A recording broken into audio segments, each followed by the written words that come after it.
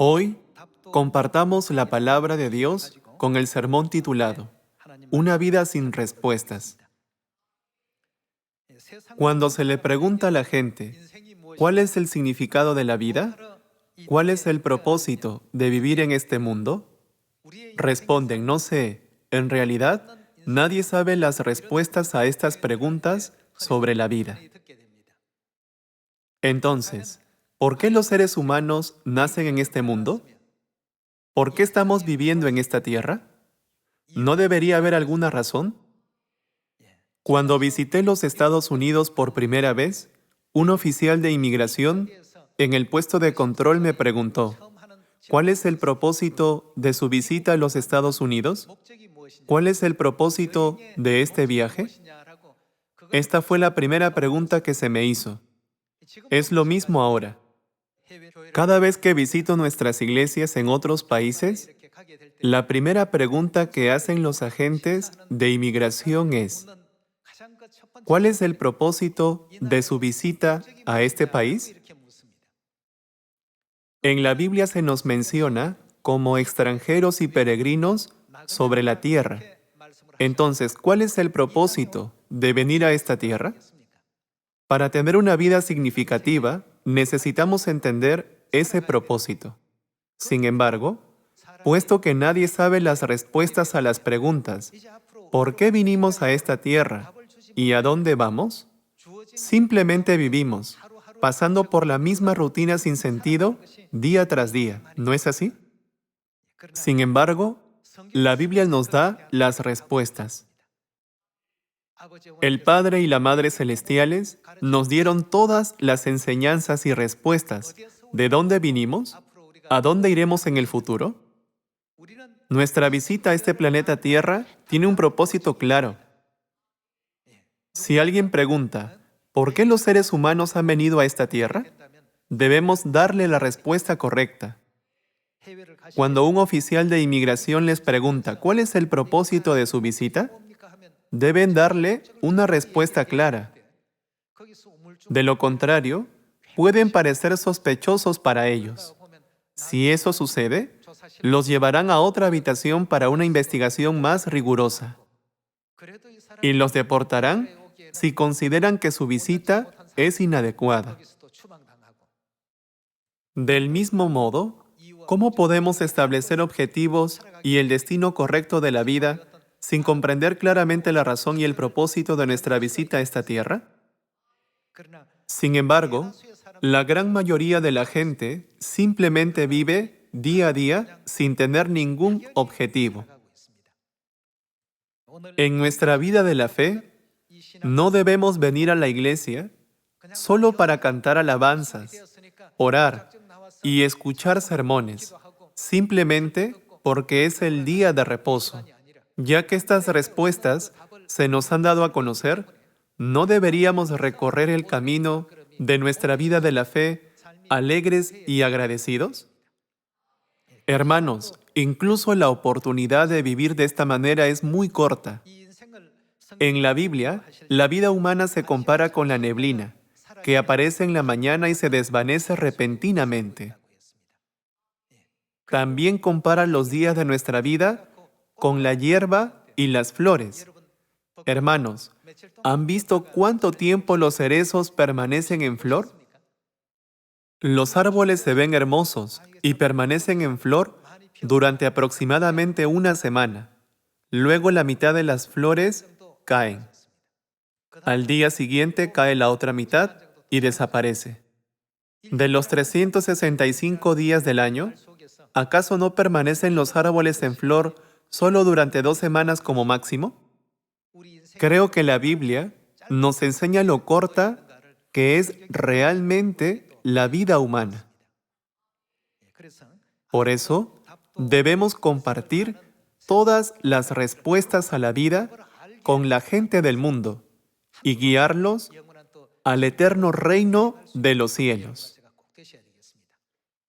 Podemos llevar una vida significativa una vez que entendemos sobre el mundo espiritual, así como también el mundo físico. La mayoría de la gente dice, No tengo ninguna respuesta sobre mi vida. Abro los ojos porque sale el sol. Como no hay nadie que me alimente, tengo que trabajar y ganar un salario para comprar mi propia comida.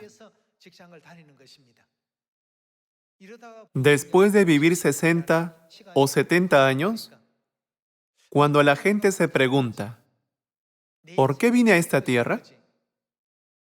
¿Qué logré en mi vida? Concluyen, realmente viví toda mi vida sin ningún propósito. ¿Significa esto que las respuestas a la vida no existen? Dios claramente nos dio todas las respuestas a nuestra existencia y lo que debemos hacer en esta tierra. Sin embargo, la gente ha olvidado estas respuestas mientras dejan de lado su vida durante un periodo de 70 a 80 años. Todos debemos entender claramente la razón y el propósito de nuestra vida en la tierra y reverenciar a Dios durante este tiempo. Vayamos a Efesios capítulo 2. Capítulo 2, versículo 1. Y Él os dio vida a vosotros, cuando estabais muertos en vuestros delitos y pecados, en los cuales anduvisteis en otro tiempo, siguiendo la corriente de este mundo, conforme al príncipe de la potestad del aire, el espíritu que ahora opera en los hijos de desobediencia, entre los cuales también todos nosotros vivimos en otro tiempo, en los deseos de nuestra carne, haciendo la voluntad de la carne y de los pensamientos, y éramos por naturaleza hijos de ira, lo mismo que los demás. Pero Dios, que es rico en misericordia, por su gran amor con que nos amó, aun estando nosotros muertos en pecados, nos dio vida juntamente con Cristo. Por gracia sois salvos. Y juntamente con Él nos resucitó, y asimismo nos hizo sentar en los lugares celestiales con Cristo Jesús, para mostrar en los siglos venideros las abundantes riquezas de su gracia, en su bondad para con nosotros en Cristo Jesús. Porque por gracia sois salvos por medio de la fe, y esto no de vosotros, pues es don de Dios. En Efesios capítulo 2, Dios explicó brevemente el significado de nuestra vida. Aunque estábamos muertos en nuestras transgresiones y pecados que cometimos en el cielo, Dios nos recuerda que nos salvó por su gracia. No nacimos en este mundo sin ninguna razón. Definitivamente hay una razón y un propósito para nuestra venida a esta tierra. Cuando salimos al mundo y compartimos todas estas respuestas con las personas ajenas al propósito de su existencia en la tierra, ¿no es esto predicar? Entonces, ¿cuál es la razón por la que vinimos a esta tierra?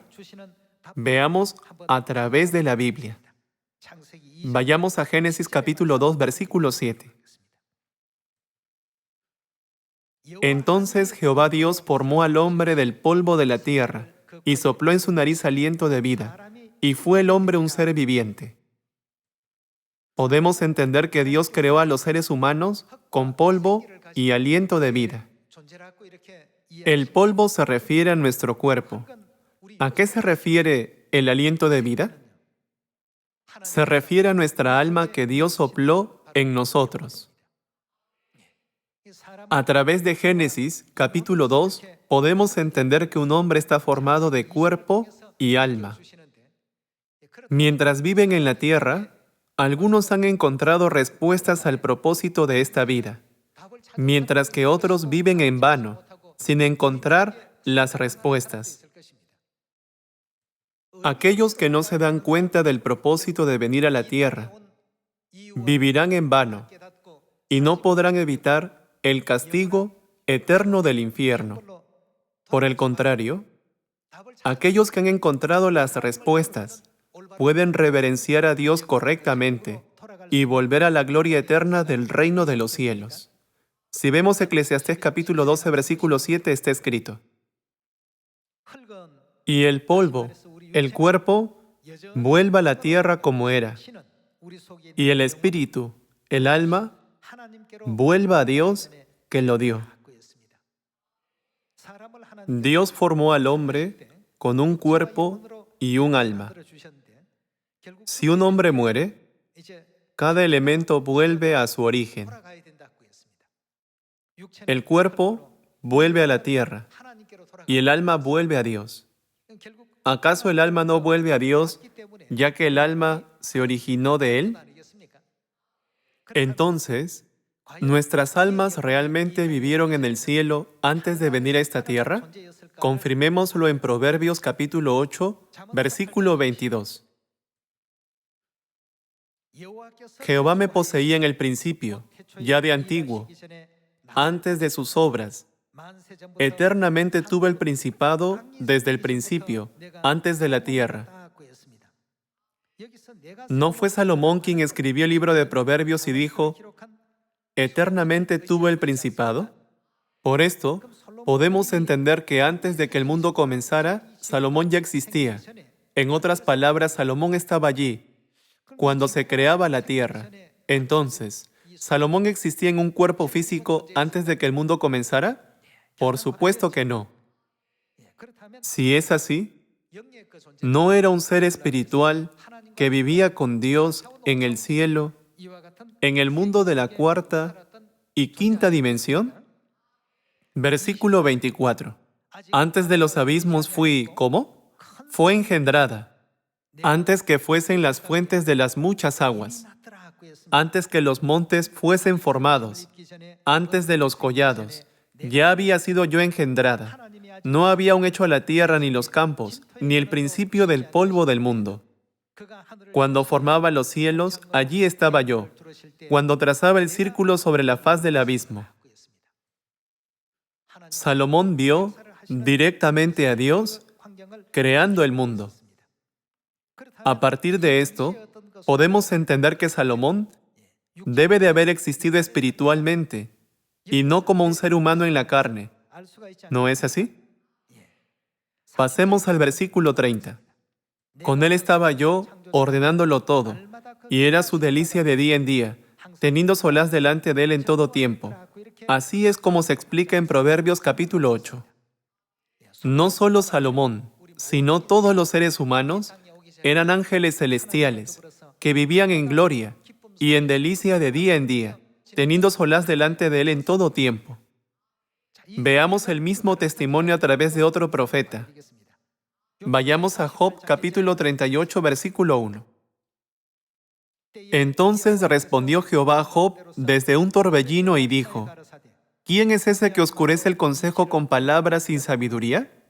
Ahora ciñe como varón tus lomos. Yo te preguntaré y tú me contestarás. ¿Dónde estabas tú cuando yo fundaba la tierra? Házmelo saber si tienes inteligencia. Aquí, yo es Jehová Dios, ¿no es verdad? Entonces, ¿a quién se refiere tú? Tú se refiere a Job. Dios dijo, Job, ¿dónde estabas tú cuando yo fundaba la tierra? Házmelo saber si tienes inteligencia. ¿Acaso no podemos ver cómo Dios despierta a Job a la verdad? Vayamos al versículo 21. Tú lo sabes, pues entonces ya habías nacido. ¿Cuándo nació? Incluso antes de que Dios sentara las bases de su obra de creación, Job ya había nacido. ¿Cuánto tiempo vivió él? Es grande el número de tus días. Significa que había nacido hacía mucho tiempo. Todos estábamos en el cielo, con Dios, incluso antes de que se creara esta tierra. En pocas palabras, todos éramos ángeles del mundo angelical. Por alguna razón, estos ángeles se han vestido de la carne y ahora están viviendo en esta estrella llamada Tierra. Ciertamente hay un significado y un propósito para nuestras vidas. Debemos entender claramente la razón por la que Dios nos envió a la tierra. No solo Job y Salomón, sino todos nosotros éramos ángeles que vivían en el cielo con Dios. Ahora encontremos la razón por la que tuvimos que venir a esta tierra. Ninguno de los fundadores de otras religiones pudieron responder a esta pregunta. Sus enseñanzas solo explican los asuntos de esta vida. Sea una buena persona mientras viva en esta tierra. Hacer el bien en esta vida es una virtud. No debemos seguir estas enseñanzas a ciegas, sino entender por qué necesitamos hacer el bien, vivir piadosamente, y por qué necesitamos adorar a Dios mientras vivamos en esta tierra. Debemos entender la razón por la que necesitamos adorar a Dios. ¿No es así? Entonces, ¿por qué tuvimos que venir a esta tierra? Entre muchos pasajes que enseñan por qué vinimos a esta tierra, entendamos cómo empezó todo, observando la mentalidad del primer pecador celestial. En Isaías capítulo 14, versículo 12, está escrito: ¿Cómo caíste del cielo, oh lucero, hijo de la mañana? Cortado fuiste por tierra, tú que debilitabas a las naciones. Tú que decías en tu corazón: subiré al cielo. En lo alto, junto a las estrellas de Dios, levantaré mi trono, y en el monte del testimonio me sentaré a los lados del norte. Sobre las alturas de las nubes subiré, y seré semejante al Altísimo. Mas tú derribado eres hasta el Seol, a los lados del abismo. A través de la Biblia, Dios nos muestra el corazón del transgresor en el mundo espiritual. Está escrito: sobre las alturas de las nubes subiré, y seré semejante al Altísimo. Esta fue una gran rebelión para apoderarse del codiciado trono de Dios. Veamos también Ezequiel capítulo 28. Capítulo 28, versículo 12. Hijo de hombre, levanta endecha sobre el rey de Tiro y dile: así ha dicho Jehová el Señor, tú eras el sello de la perfección. Aunque en la tierra era el rey de Tiro, a través del siguiente versículo podemos entender su posición en el mundo espiritual. Así ha dicho Jehová el Señor, tú eras el sello de la perfección, lleno de sabiduría y acabado de hermosura. En Edén, en el huerto de Dios estuviste. De toda piedra preciosa era tu vestidura, de cornerina, topacio, jaspe, crisólito, berilo y ónice, de zafiro, carbunclo, esmeralda y oro. Los primores de tus tamboriles y flautas estuvieron preparados para ti en el día de tu creación. Tú, querubín grande protector, yo te puse en el santo monte de Dios, allí estuviste, en medio de las piedras de fuego te paseabas. Perfecto eras en todos tus caminos, desde el día que fuiste creado, hasta que se halló en ti maldad. A causa de la multitud de tus contrataciones, fuiste lleno de iniquidad y pecaste. Por lo que yo te eché del monte de Dios, y te arrojé de entre las piedras del fuego, oh querubín protector. A través de Ezequiel capítulo 28 e Isaías capítulo 14, Dios está mostrando qué pecados cometimos en el cielo. Aunque éramos ángeles, estuvimos involucrados en una gran rebelión contra Dios y fuimos arrojados a esta tierra, la ciudad de refugio. Esta es nuestra situación actual. Algunas personas preguntan: ¿por qué soy pecador ante Dios si nunca he hecho nada malo a otros en toda mi vida? El hecho de que estemos en esta tierra prueba que somos pecadores. Si no hubiésemos cometido ningún pecado, no habríamos venido a esta tierra. Por esa razón, Jesús dijo: vine a buscar lo que se había perdido. Vine a buscar a los pecadores. A través de estos versículos podemos entender que éramos pecadores que fuimos arrojados a la tierra después de cometer pecados en el cielo. Por tanto, como pecadores, debemos llevar una vida de arrepentimiento en esta tierra. Para darnos este entendimiento, el Padre y la Madre Celestiales vinieron a la tierra, abrieron el camino a la verdad del nuevo pacto y nos han estado guiando hasta este día para que nuestros pecados sean perdonados. Sigamos fielmente al Padre y a la Madre por donde quiera que nos guíen y entremos en el eterno reino de los cielos. Pasemos a Mateo capítulo 9. Capítulo 9, versículo 13. Id pues y aprended lo que significa: misericordia quiero, y no sacrificio, porque no he venido a llamar a justos. Jesús vino a esta tierra no para llamar a justos. ¿A quién vino a llamar? ¿Acaso llamar a alguien no significa que están buscando a alguien? Dijo que vino a la tierra a buscar a los pecadores. La misma enseñanza también fue dada en Lucas capítulo 19. Jesús dijo: vine a buscar y a salvar lo que se había perdido. Lo que se había perdido mencionado aquí y los pecadores mencionados en Mateo capítulo 9 son personas que están en la misma posición. Los crímenes espirituales que cometieron Lucero, hijo de la mañana, y el rey de Tiro, de Ezequiel capítulo 28, son los mismos crímenes espirituales en los que nos implicamos en el cielo. Somos ángeles pecadores que no pudieron evitar ser arrojados del cielo. Veamos 1 de Juan, capítulo 1, versículo 8. Si decimos que no tenemos pecado, nos engañamos a nosotros mismos, y la verdad no está en nosotros. Si confesamos nuestros pecados, Él es fiel y justo para perdonar nuestros pecados y limpiarnos de toda maldad. Si decimos que no hemos pecado, le hacemos a Él mentiroso, y su palabra no está en nosotros. Estas palabras dan testimonio del hecho de que en verdad somos pecadores. Por esta razón, no había otra opción que ser arrojados a esta tierra. Vinimos a esta tierra para esperar la muerte. Pero el Padre y la Madre Celestiales se compadecieron de nosotros y se vistieron de la carne. Vinieron a enseñar la respuesta a la vida a sus hijos que llevaban una vida sin respuestas. Vinieron a este mundo para abrir el camino hacia el perdón de pecados. Entonces, ¿cómo pueden los pecadores que son arrojados a esta tierra volver a su hogar eterno? Ya que somos arrojados del cielo debido a nuestros pecados, nunca podremos regresar al mundo de donde vinimos originalmente sin el perdón de pecados. En pocas palabras, debemos ser perdonados de nuestros pecados. Veamos Efesios capítulo 1, versículo 7.